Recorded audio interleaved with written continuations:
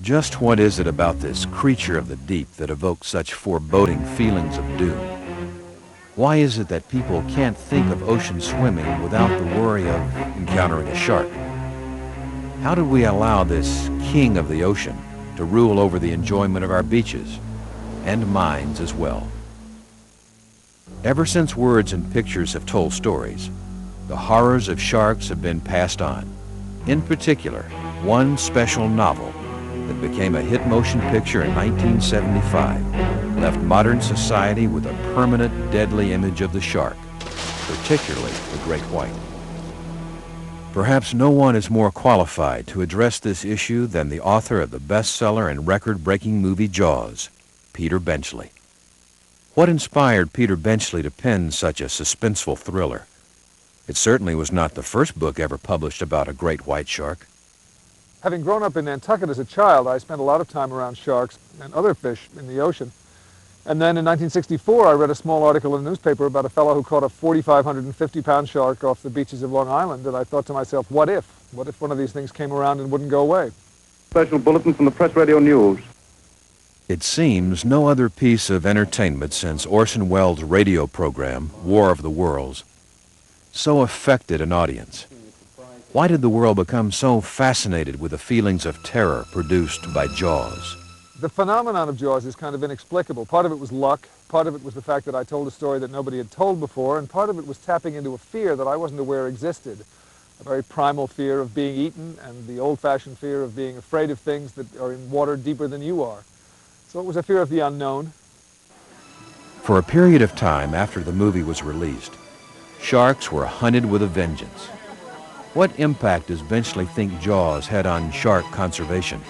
The initial reaction to Jaws was insane. There was a kind of macho madness that went around slaughtering sharks. In the long term, the reaction was very positive because it put sharks very much into the public's consciousness and taught them about them.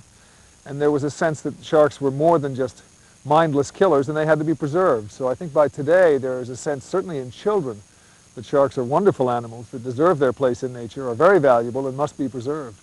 If Peter Benchley were to make the same movie today, with his present knowledge of sharks and human reactions, would he do anything differently? If I were to try to write Jaws today, I couldn't do it. I couldn't make the shark a villain. We know so much more about sharks today than we did back then that the shark would have to be the victim, not the bad guy. For every attack on a human being, 4.5 million sharks are killed, so there's no question who the bad guy is. It's man, not sharks. A Saturday Night Live episode in the late 70s really captured the mood of the country after the release of Jaws. The show put the panic into perspective with a series of silly skits called Land Shark. Who is it? Mrs. Robin, Who is it? plumber. Plumber? I didn't ask for a plumber. Who is it? Telegram.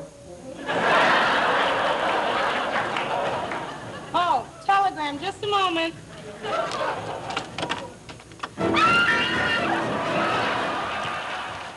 2 decades after the fury of Jaws began, Benchley introduced White Shark, a novel with a new message. This time his goal is to protect the white shark and inspire environmental conservation of our oceans. White shark goes very much against the classic myth of the great white shark as the man-eater. In fact, one of the heroes of the book is a great white shark, and the actual hero of the book is not only madly in love with this great white shark, but tries to protect it.